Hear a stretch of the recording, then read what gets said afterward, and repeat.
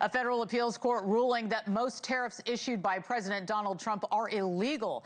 In a 7-4 decision, the court ruling the president went too far by declaring national emergencies to justify sweeping tariffs without congressional approval.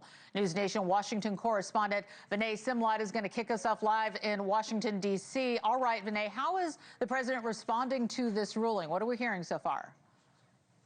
Yeah, Laura, the president's not happy. He says on Truth Social the court was highly partisan, and he says without tariffs, quote, we would be financially weak. We have to be strong. The court struck down 2 sets of tariffs.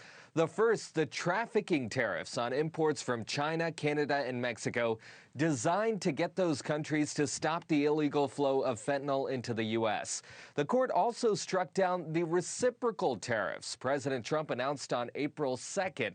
Those are the tariffs up to 50% on countries where the U.S. has a trade deficit and 10% baseline tariffs on every other country.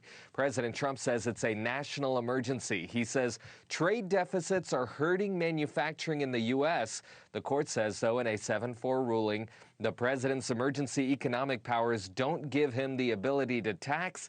That power is left to Congress, not the White House. You know, it feels like we've been talking about this for such a long time. What does this mean for tariffs that are already in effect? What does that do? Yeah, for now, they just stay in effect. The appeals court gave the administration until mid-October to continue collecting tariffs. It gives the administration a chance to take it to the Supreme Court.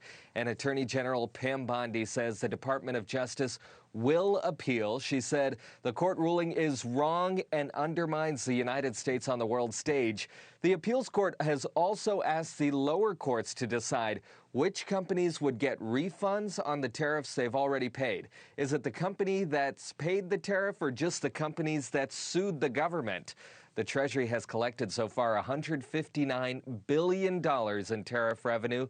That's about double what it collected by this point last year.